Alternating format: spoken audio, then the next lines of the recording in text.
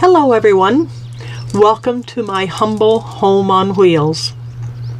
At my age, I have become more philosophical and have a tendency to look back on my past and ponder the complexity of my life.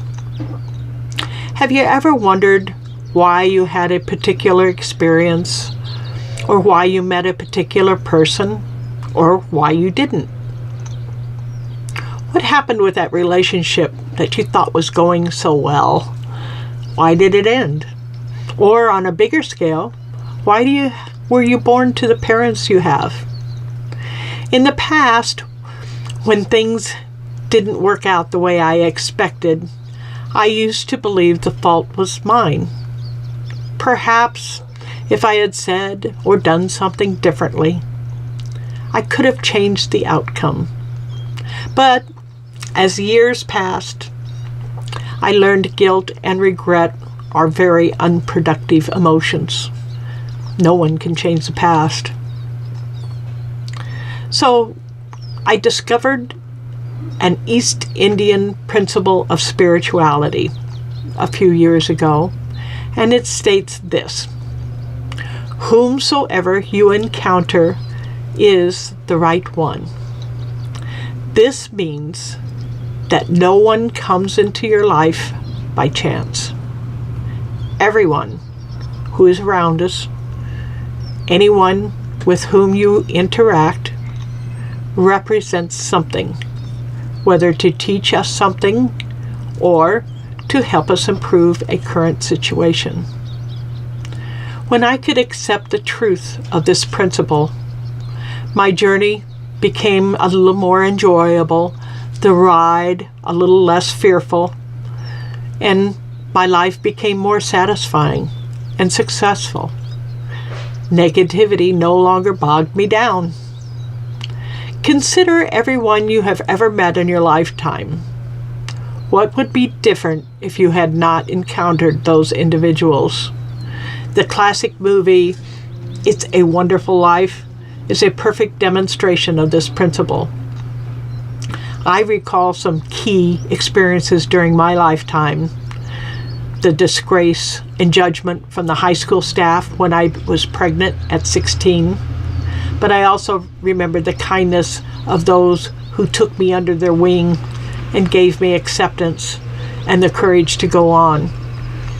6 years ago, when I was an aspiring writer, I also remember a well-published author who told me that what I had written was crap. And yet, during that humble beginning, I also met a best-selling author who encouraged me to keep on writing. All of these encounters affected me. Some were negative and some were positive, but they all are the right ones. My experiences with them molded me and made me who I am today. Every one of those taught me a lesson or improved my situation. Each of us, I learned, are entitled to our opinion, but that doesn't make us right. I learned to weather the storms of doubt from those underachievers who criticized me, and I surrounded myself with the doers and the successful ones who are proving themselves.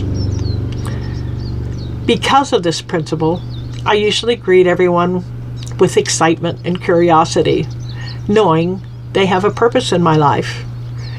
Even if the experience is undesirable, I no longer make excuses for my behavior or for those I meet.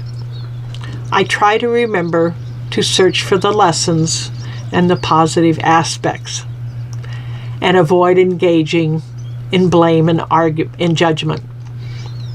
I am not perfect, but I only strive for spiritual perfection. Now consider the reverse of this concept. If this principle is true, it is true for everyone. I must trust that I have a purpose in their lives as well. Thus it means I am the right one for the person who has met me. The idea is uplifting. It suggests that I have a positive purpose. It leads me to believe that everyone who has met me has also done so by accident. It's not by accident. And that I am the right one for that person. They have not met me by accident.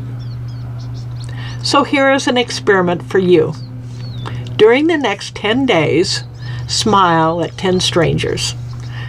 People who you usually pass by in the grocery store or pumping gas or walking the dog, and say hello. Ask how their day is going. Be interested. And if you dare, share something about yourself. Tell them about this principle of spirituality and that you are testing it. Remember, whomsoever you encounter is the right one. And at the end of the 10 days, I guarantee you will have become more aware of your surroundings and the people you encounter.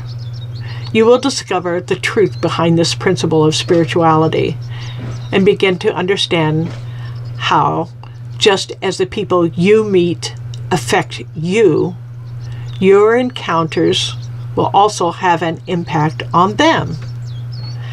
The people with whom you interact will make a difference in your life for sure. But more important, the opposite is true. You will discover that you have made a difference in their lives. The principle works both ways. I would love to hear the results of your encounters. How did this experiment alter your attitude about your life and about the people you met, about yourself? Try it. This experiment will change your attitude, and if you continue, your life. Share with me what happened. I'd love to hear from you. Thanks for listening, and until our next encounter, have a great day.